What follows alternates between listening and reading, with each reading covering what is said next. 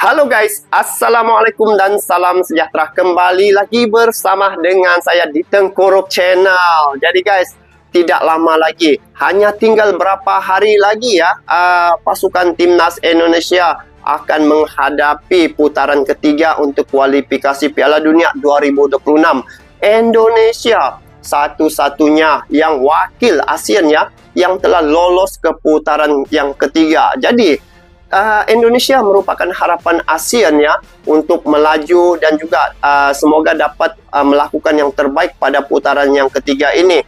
Yang mana saat ini apabila Indonesia satu-satunya yang menjadi wakil ASEAN yang telah sukses ke putaran ketiga, maka kita di ASEAN ini besarlah harapan mengharapkan agar Indonesia dapat melakukan yang terbaik. Dan apabila saya melihat ya di media sosial bagaimana persiapan timnas Indonesia untuk menghadapi putaran ketiga ini, ternyata bukan kaleng-kaleng sebenarnya Indonesia nih. Jika dia ingin melakukan sesuatu, pasti akan melakukan yang terbaik. Baru-baru ini Pak Erick Thohir beserta dengan Coach Sintayong ya telah sepakat dan juga bersetuju untuk membawa seorang pelatih striker khusus untuk timnas Indonesia berasal dari Korea Selatan.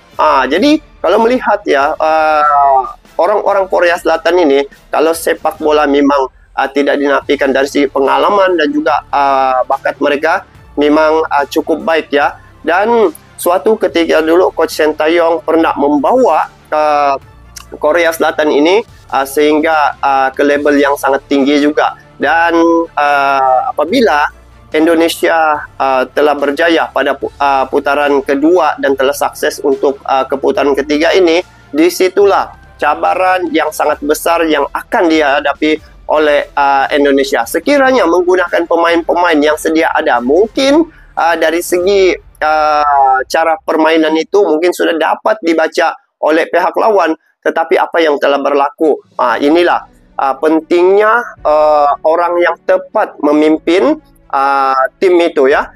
Jadi hari ini apabila melihat Coach Sintayong dan juga pemikiran Pak Erick Thohir bukan sekadar sukan, tetapi dia melihat sepak bola ini merupakan bisnis.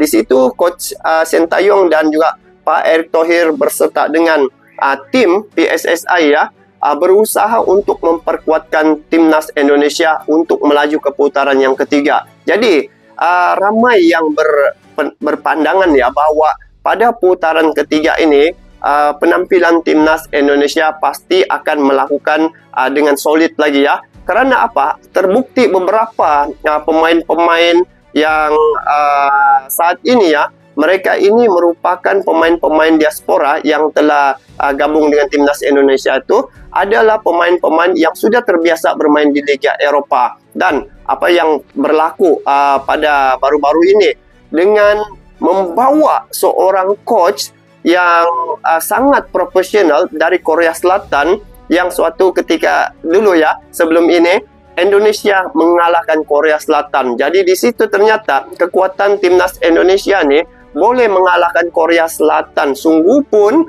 Korea Selatan ini merupakan ranking yang lebih baik lagi, tetapi bisa dikalahkan. Karena apa? Karena mereka mempunyai seorang pelatih yang cukup mahir dan berpengalaman dalam menghadapi tim-tim yang kuat seperti Korea Selatan. Nah, Coach Sintayong telah membawa Yong Tin Hun untuk timnas Indonesia, dan ini merupakan hadiah untuk Indonesia. Karena bila melihat ya bagaimana Coach Sintayong sangat dihargai di Indonesia ini, saya pun tidak dapat berkata apa-apa karena begitu fanatiknya fans timnas Indonesia ini terhadap sepak bola, sehingga Coach Sintayong setelah selesai perlawanan biasanya bergemuruh satu stadion itu melaungkan nama Coach Sintayong. Itu yang mungkin membuatkan dirinya tersentuh ya, ataupun rasa betah di Indonesia. Dan dia membawa lagi salah seorang pelatih yang sangat profesional. Jadi kita melihat di sini bagaimana background pelatih untuk striker ini, dan kenapa dia memilih Indonesia sedangkan pernah ditawarkan oleh China suatu ketika dulu, tapi dia menolak, tetapi memilih Indonesia dan gabung dengan Coach Sintayong. Jadi apa yang ada pada Indonesia sebenarnya? Kita saksikan dalam klip video ini. Ini adalah hadiah ketulusan Shin Tae-yong untuk Indonesia. Dengar kabar dia tolak offer dari China. Mendaratkan pelatih baru Yom Ki-hun dari Korea Selatan. Sampai sudah ini. Mantan penggawa timnas Korea Selatan tersebut akan membantu Shin Tae-yong dalam urusan latihan penyerangan. Dilansir dari OKZone, Coach Yom sudah datang ke Indonesia bersama Coach Shin pada Senin 12 Agustus 2024 lalu. Sudah sampai. Amunisi baru tim Garuda ini akan memantapkan persiapan jelang menghadapi lanjutan ronde ketiga kualifikasi Piala Dunia 2026 yang akan dimulai pada awal September 2024 mendatang. Ini Arab Saudi nih yang pertama dorong lawan. Profil lelaki kelahiran 30 Maret 1983 tersebut. Sebelum masuk ke pembahasan, kalian bisa terlebih dahulu menekan tombol subscribe dan nyalakan lonceng notifikasinya agar tidak ketinggalan video-video teranyar dari Starting 11 Story. Yom Ki-hun kecil mulai ketertarikannya dengan dunia olahraga sebagai pegiat pancaloba modern. Dilansir dari Ligan Sport, saat berusia 6 tahun dirinya harus melakukan operasi jempol di kaki kanan dan hal itu membuatnya tumbuh sebagai pemain berkaki kiri. Setelah masuk ke sekolah menengah, barulah Yom Ki-hun mulai aktif bermain sepak bola. Dirinya bermain untuk tim sekolahnya, Nonsan Middle School. Dari bangku sekolah lagi pada nih. Sekolah menengah atas, Yom Ki-hun kembali membela klub sekolahnya, Gangyong Commercial High School. Pun ketika masuk ke perguruan tinggi, Yom Ki-hun kembali bermain membela alma maternya, Honam University. Itu latar belakang dia ya. Tinggi, karir profesionalnya dimulai. Klub raksasa negeri Ginseng, gondrong rupanya dulu. Motors meminangnya pada 2006. Pada tahun tersebut juga pemuda yang baru berusia 23 tahun tersebut mengangkat trofi AFC Champions League 2006. Bahkan pada laga final leg pertama, Yom Ki-hun berhasil membuka keunggulan Jeonbuk Hyundai Motors atas wakil Suriah Al-Karoma. Ini juga merupakan trofi AFC Champions League pertama bagi klubnya. Pada tahun 2007, Yom Ki-hun pindah ke Ulsan Hyundai. Kemudian pada Februari 2010, ia bergabung ke Suwon Samsung Blue Wings dan pensiun di sana. Meski sempat bergabung ke klub kepolisian sebagai bentuk pengabdian alternatif. Transfermarkt mencatat bahwa Yom Ki-hun pernah terlibat dalam 546 pertandingan dan berhasil mencetak total 103 gol dan 131 asis selama bermain untuk Jeonbuk Hyundai Motors, Ulsan Hyundai, Suwon Samsung Blue Wings, dan Police FC. Selain itu, mantan winger kiri tersebut juga memberi Suwon Samsung Blue Wings 3 trofi Piala Korea Selatan. Kalau dari Korea ini memang semua peminat sepak bola kan. 57 kali dan mencetak 5 gol. Dirinya mendapat debut pada laga uji tanding melawan Ghana pada 8 Oktober 2006. Kemudian pada Piala Asia 2007, Pim Verbeek, pelatih yang memberinya debut, kembali memanggilnya berseragam tim nasional. Menurut catatan Transfermarkt, pada laga hidup mati Indonesia melawan Korea Selatan di laga terakhir fase grup Piala Asia 2007, Yom Ki-hun sebenarnya masuk ke daftar pemain. Sekedar pengingat saja, apabila Indonesia kala itu berhasil mengalahkan Korea Selatan, Indonesia bisa lolos ke babak penyisihan. Sayangnya, Bambang Pamungkas dan kawan-kawan harus kalah tipis 1-0 pada laga tersebut. Ki-hun lalu terus dipanggil timnas Korea Selatan. Di AFF Cup tahun 2008, ia bahkan menjadi top skor walaupun gagal menjuarainya. Saat Piala Dunia 2010, Yom Ki-hun memiliki kesempatan untuk membobol gawang Argentina. Kala itu Argentina sedang unggul 2-1 dan Yom Ki-hun memiliki kesempatan emas menjebol gawang Sergio Romero. Sayang, sontekan pemain nomor 19 tersebut masih meleset. Di AFF tahun 2017, Ki-hun bertemu dengan Shin Tae-yong. 2017. Kala itu Coach Shin menukangi Taeguk Warriors. Di laga final melawan Jepang, STY menurunkan Ki-hun. Keduanya kemudian mengantarkan gelar AFF untuk Korea Selatan setelah menundukkan Jepang lewat skor sangat telak 4-1. Di situ Shin Tae-yong pada tahun nampak 2019, Yom Ki-hun diangkat sebagai wakil ketua Asosiasi Sepak Bola Profesional Korea Selatan. Jabatan dari ini Korea secara ya. tidak langsung menunjukkan bahwa Yeom Gi-hun bukanlah orang sembarangan di hasanah sepak bola Korea Selatan. Sebenarnya hingga tahun 2023 lalu, Yeom Gi-hun masih bermain untuk Suwon Samsung Blue Wings. Barulah di akhir musim dirinya memutuskan untuk gantung sepatu. Meski begitu, sejak awal tahun 2023 ia sudah menjabat sebagai asisten pelatih di klubnya tersebut. Bahkan sempat menjadi pelatih interim selama 3 bulan meski tak mampu menyelamatkan Suwon Samsung Blue Wings dari jurang degradasi. Kendati begitu, ia lalu diangkat menjadi pelatih tim utama pada awal tahun 2024. Ia mengarungi K-League 2 bersama timnas. Namun sayang setelah 5 kali menelan kekalahan di bulan Mei 2024, dirinya memutuskan mundur. Meskipun pada 11 laga sebelumnya hanya kalah 2 kali dan sekali imbang. Dikutip dari Suara, setelah menganggur, Coach Yeom sempat digadang-gadang akan menukangi klub Liga Super Cina, Chengdu Rongcheng. Namun, dirinya menolak dan memilih naik ke kapal Sinteyong. Menurut media Korea Selatan, Sport Chosun, alasan Coach Yeom memilih bergabung ke tim Garuda adalah karena kekagumannya terhadap ketulusan Coach Shin dan potensi besar yang dimiliki oleh sepak bola Indonesia. Jika ditengok ke belakang, saya adalah katak dalam sumur. Perjalananku merantau dari Suwon masih sama seperti saat masih muda, mencoba peruntungan di dunia yang lebih luas dan memulai perjuangan lagi. Kedatangan Coach Yeom akan menjadi staf ke-7 yang akan membantu proyek Sinteyong bersama timnas senior. Kebanyakan dari Korea ya. Didatangkan khusus untuk menangani masalah penyerangan tim Garuda. Kita tahu sejauh ini tim Garuda masih lemah soal penyerangan. Jika dibandingkan dengan negara-negara yang akan dihadapi pada ronde ketiga kualifikasi Piala Dunia 2026, tim Garuda adalah tim dengan catatan gol paling buncit saat menjalani ronde kedua. Pada ronde kedua lalu, Jepang berhasil mencetak 24 gol, Australia 22 gol, Arab Saudi 12 gol, Bahrain 11 gol, Cina 9 gol, dan Indonesia hanya mampu mencetak 8 gol saja. Jepang juga dari lah. 8 gol tadi, Baru satu grup dengan Indonesia tuh. dicetak oleh pemain yang tidak berposisi sebagai penyerang. Shiny Patinama, Jay Itses, Tom Haye, dan Rizky Ridho berhasil menyamai catatan para pemain yang bertugas menyerang, antara lain Sadil Ramdhani, Egy Maulana Fikri, Ragnar Mangun, dan Ramadan Sananta. Memang kemampuan mencetak gol dari berbagai lini permainan adalah hal yang baik, namun penyerang yang tumpul bukanlah sebuah hal yang baik, sebab tugas pokok dan fungsi penyerang adalah membobol gawang lawan. Membebankan tugas mencetak gol pada pemain yang tak memiliki tupoksi mencetak gol bukanlah hal yang bijak. Kemampuan pemain belakang mencetak gol harusnya dianggap sebagai senjata tambahan saja, alih-alih sebagai senjata utama.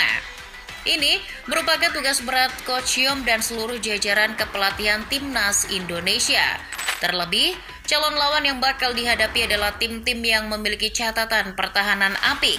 Dari semua calon lawan Indonesia yang sudah disebutkan sebelumnya, hanya Cina yang terbobol lebih dari 3 gol di ronde kedua kualifikasi Piala Dunia 2026, yakni dengan 9 kali terbobol.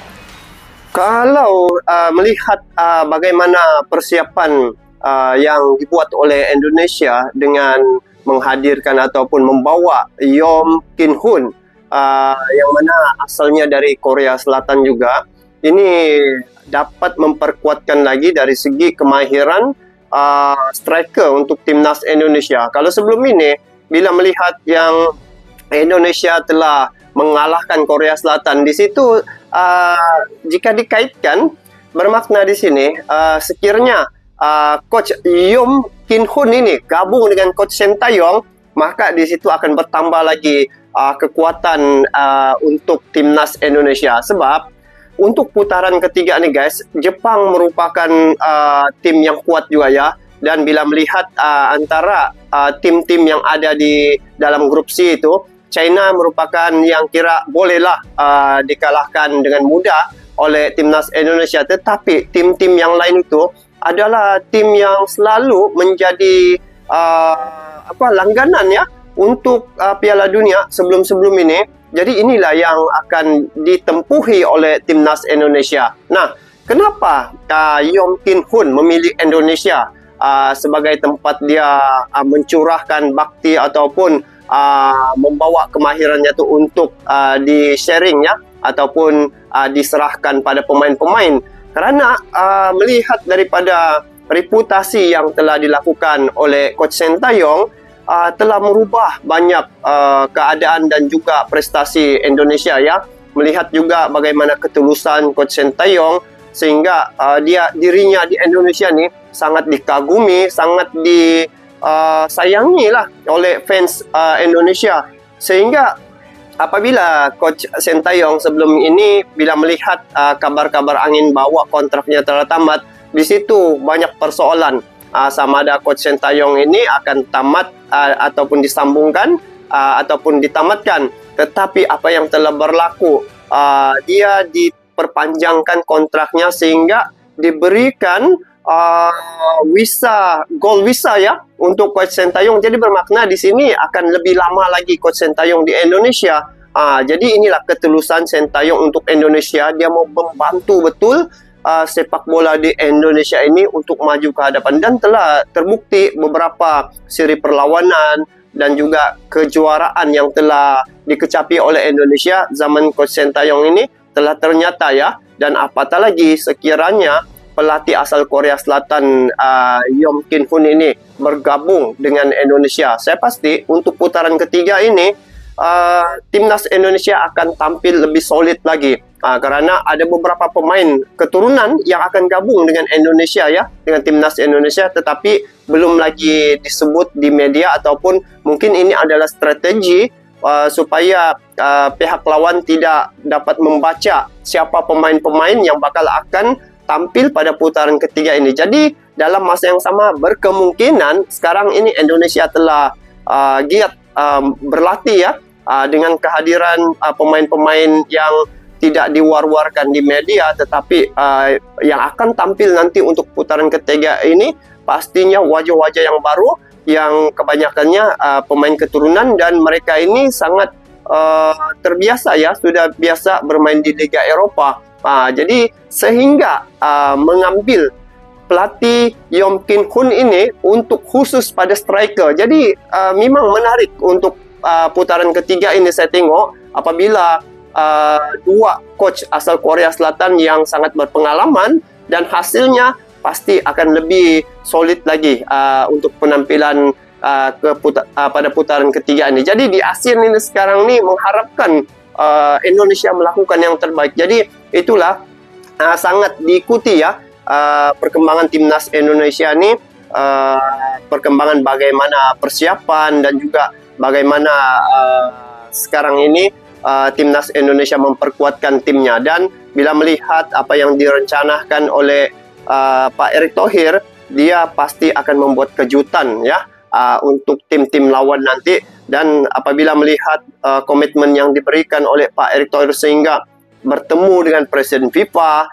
dan juga membawa Pak Prabowo Subianto untuk bekerja sama untuk memperkuatkan timnas Indonesia. Jadi inilah keuntungan yang ada pada Indonesia apabila orang yang tepat memimpin timnas Indonesia, lepas tu pelatihnya juga yang betul-betul tulus dalam memperjuangkan timnas Indonesia, sehingga inilah yang dikatakan hadiah Coach Sintayong terhadap Indonesia. Mungkin kalau orang lain yang tidak tulus terhadap negara yang dia diamanahkan, mungkin dia tidak membawa orang-orang yang berkemahiran, yang mempunyai potensi seumpama ini. Dia hanya melakukan ala kadar saja. Tapi Coach Sintayong ini, sehingga ini Yong Kin Hun ini, lihat saja latar belakangnya sebelum ini memang seorang pemain yang profesional. Jadi untuk putaran ketiga ini, saya yakin memang akan tampil dengan solid, dan doa dan harapan seluruh warga ASEAN ini sebenarnya Indonesia supaya dapat melakukan yang terbaik. Jadi, come on guys, kita dukung sama-sama timnas Indonesia agar pada putaran ketiga ini penampilan mereka dapat melakukan yang terbaik. Jadi ini adalah wakil ASEAN. Sama-sama kita doakan ya. So itulah ketulusan Coach Sintayong terhadap timnas Indonesia yang bukan sekadar omongan, tetapi dia melaksanakan dengan menghadirkan pelatih yang akan membentuk striker dan juga timnas Indonesia itu lebih kuat lagi untuk menghadapi putaran ketiga ini. Jadi itu saja guys. Kita bertemu lagi di video akan datang. Sampai jumpa lagi. Assalamualaikum warahmatullahi wabarakatuh.